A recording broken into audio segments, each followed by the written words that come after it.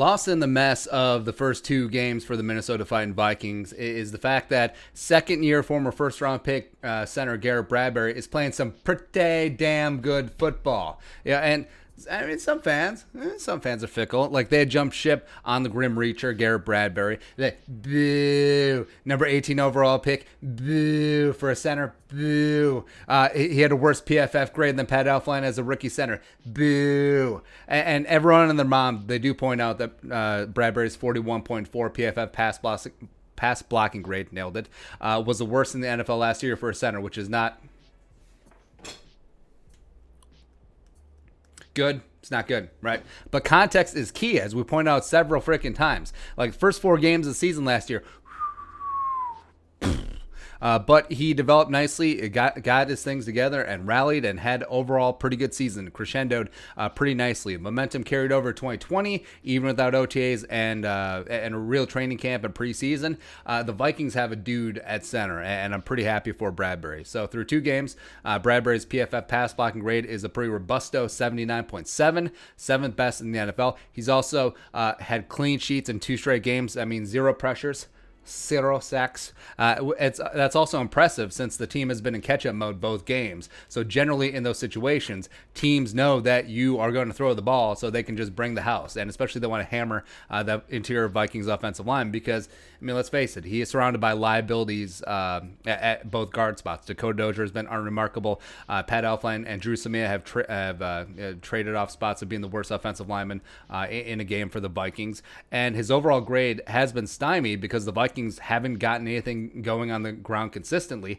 Part of that is game script because they do get away from the run because, well, you're in catch-up mode and now you're down multiple scores and blah, blah, blah. And also, you can tell that he's a lot more confident out there calling protections at the line, as well as he's got his head up more in pass protection, looking for work, as opposed to last year when the game was moving pretty damn fast for him. But he settled in, anchor looks better, and still that Grim Reacher is looking good getting second level. So, ooh. It's the crossover episode, yeah. So now we're going to take a look at a couple of clips. All right, first play, 2nd and 7. This is the same play from the Drew Samia video, just a lead outside zone. Dalvin scampers for, I believe it's 16 yards, somewhere in there, right? All right, so, of course, you got Bradbury right there. Nose tackle, Grover Stewart. And we'll play it out in real time from this angle. I never like this angle. I don't know. Let's get into the Madden angle. Madden cam. Come on. All right, here we go.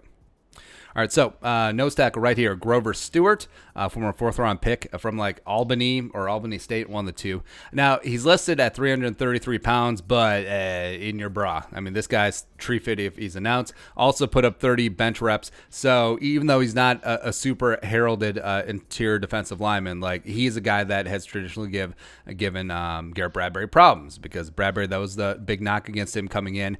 Perfect for the outside zone scheme, except did give up a little bit in that angle. But it looks revved up, ready to go because Bradbury's put on a little bit of good weight. He's on that Brian O'Neill diet, just getting after it.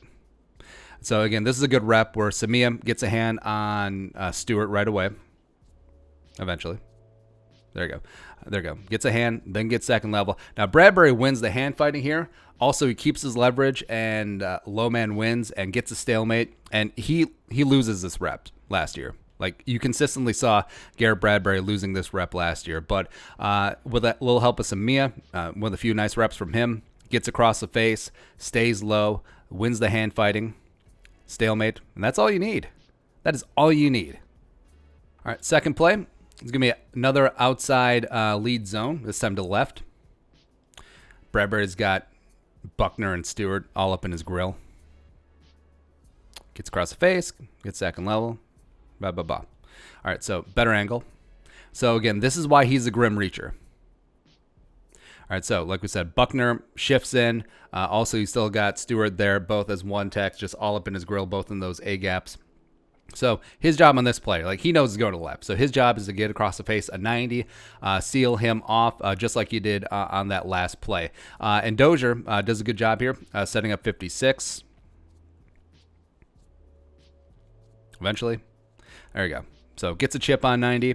Then you make sure that 56 has got is across 90's face, and then he gets second level, gets into Darius Leonard, and things are good to go there. Also, all right, so yes, all right, so we're talking about Bradbury. Bradbury, just watch the rep in full. There you go, wall off. And that's a winning rep there. Now, also, I just saw this, but we're going to divert and talk about Samia here. So Samia's on the backside, and typically on backside for outside zone, you will see a lot of cut blocks. Now, this is a callback to Alex Gibbs, like the OG offensive line coach for Shanahan and Kubiak back in the day. And yeah, it is a hallmark of this. Frankly, I'm not really a fan of cut blocking. It is dangerous, not successful. Also, the NFL has really tried to legislate this out of existence. But I mean, Samia tries to cut Buckner here. Basically, you're just throwing yourself at your opponent's thigh pads. Now, that can be super dangerous. Well, three things. One, dangerous. This is often how defensive linemen, get rolled up with ankle injuries, knee injuries, etc. Number two, if Bradbury had engaged Buckner, even just a little bit, like if Bradbury just put his right hand out and engaged him, like this is a penalty. Like they will call this a chop block every single time, because you cannot hit someone low when they're engaged with another offensive player. I mean, just can't do that. Also, three is a terrible cut block. So on top of that, dangerous play, could have been a penalty pretty easily. And also, it just, Buckner's just like, bro, what are you doing? Like, I'm DeForest Buckner. I've seen this 17,000 times. Like, I have not been cut by much better men than you. But, sorry, little tangent, but just sort of irked me. I mean, come on. All right, so on to the third play. This is the world-famous safety. Now, how offensive linemen deal with stunts. Now, all lines are different, but often it's a rudiment. We'll watch in real time here. Often it's just a rudimentary communication system, when the center feels that a stunt is coming. So, for example, some teams will use a simple right, left, or some teams will use states. So, Maine, right side of the map. Hawaii, left side of the map. So, this is all on Garrett Bradbury. Communicating here. So if he feels that a stunt is looping around to the left, so AKA Dakota Dozier, who is a left guard, he'll yell out Hawaii, Hawaii, Hawaii. And now communication can get a little bit stymied, although 2,500 fans at Lucas Oil Stadium. So this is a communication issue. Now, I initially dinged Dozier on this completely, but I mean, it is partially on Bradbury as well, and something that they got to work on. And also, early in this drive, they had gotten fooled on a very similar stunt. Actually, I think it was the exact same stunt where Autry looped around and then hit Kirk Cousins late. Or was that the first drive? It was earlier in the game, right? So you're going to have Buckner here. You got Autry here. Now, Buckner's going to crash down, set the pick, for lack of a better term. So he's just shooting that A gap. So what he's hoping to accomplish is that he's going to absorb all the attention of Dakota Dozier and Garrett Bradbury, while Autry here just sort of chips Samia and then loops around, which is exactly what he does. And when Bradbury's got to know, once Buckner dives into that A gap, and then it just feels like he's just trying to absorb body. Sometimes defensive linemen will even grab offensive linemen.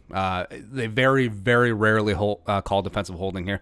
But yeah, once Bradbury realizes that the pressure has stopped, he's got to yell out to Dozier, left, left, left, Hawaii, Hawaii, Hawaii, whatever the call is going to be. And then Dozier's got to be ready to disengage Buckner, because he's already got it passed off to Bradbury, and then pick up that looper that's coming around.